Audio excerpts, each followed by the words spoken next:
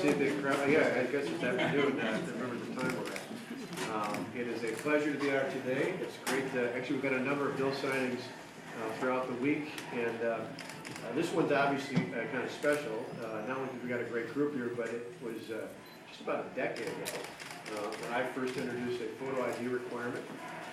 It was very similar to what we're passing today, and I want to thank particularly Representative Jeff Stone and Senator Joe Lieberman for their leadership on this. Obviously, a whole bunch of other co-sponsors, folks that voted in the Assembly and the Senate, not only Republicans, but one independent and a number of Democrats that voted for this measure.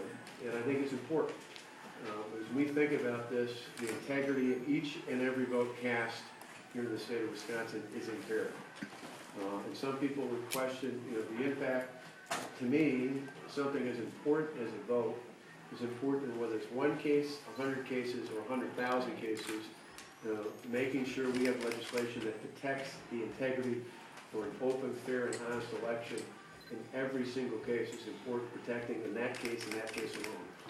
When I talk to individual voters from across the state who've raised concerns about this, they've said more than anything, it's what they care about in terms of their own personal vote that makes a difference here, to make sure that the vote that they cast is one that counts just as much as anybody else's out there, and that every other vote cast here in the state of Wisconsin is cast fairly and under a legal process, and that's one more step towards making that possible with what we're going to be signing a law today. Now, it's interesting when you think about in the past decade the evolution of all the work that was put in this. I think about how simple it was when I asked back a decade ago. I was looking for essentially a driver's license or a state-issued ID card. The legislation I'm going to sign along in a moment allows for plenty of other venues. It applies for legitimate exemptions, for example, for people who are living in residential care facilities such as a nursing home and places like that. It accounts for all those issues out there. I think the facts are pretty clear, and I asked this week from both the Department of Transportation and from the Government Accountability Board, I asked for two numbers to just put this in perspective. For any complaint you might hear about this, keep this in mind. As of right now, there are just under 4.5 million state-issued driver's licenses or state-issued ID cards. 4.5 million. You know how many registered voters there are in the state of Wisconsin? Just under 3.5 million. So there are essentially approximately a million more state-issued driver's licenses or ID cards already in the state of Wisconsin.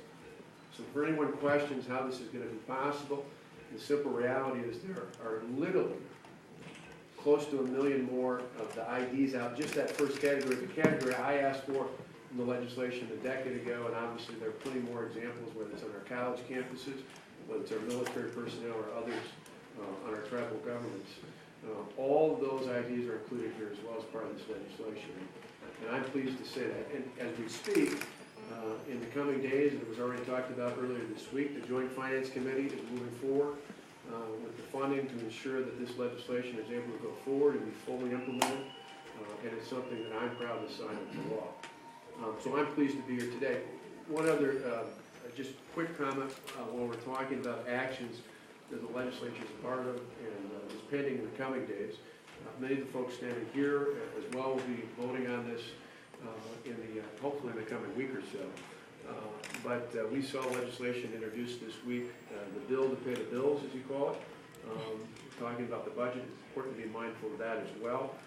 We're supportive of the legislation moving forward and taking action to pay our bills here. I point out for some time that like families all across the state, you get a point where the credit card bill is running up too big. It's time to cut up the credit card and ultimately pay those bills.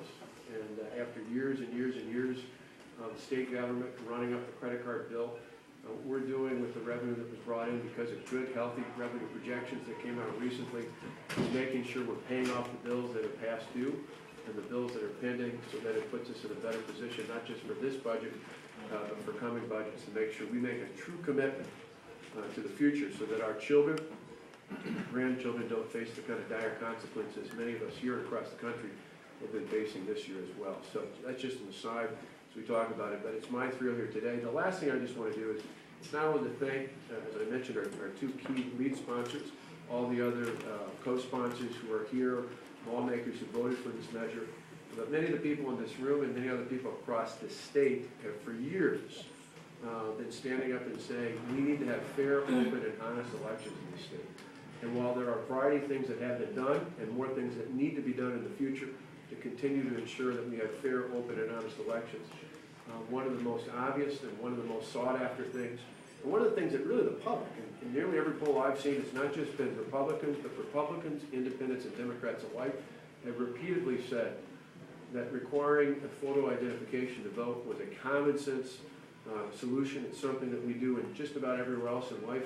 As simple as things like getting cold medicine requires a photo ID, checking out a library book in many of our public libraries, doing just about everything else in life requires that. Doesn't it make sense for something that's much more important than cold medicine or a library book, but in protecting the integrity of each and every vote cast in the state, certainly is worthy of a simple requirement that we show photo identification as defined under this bill, which will soon be the law. So it's my honor to sign it into law. After we do that, I'll take some questions on this or other topics for Taylor.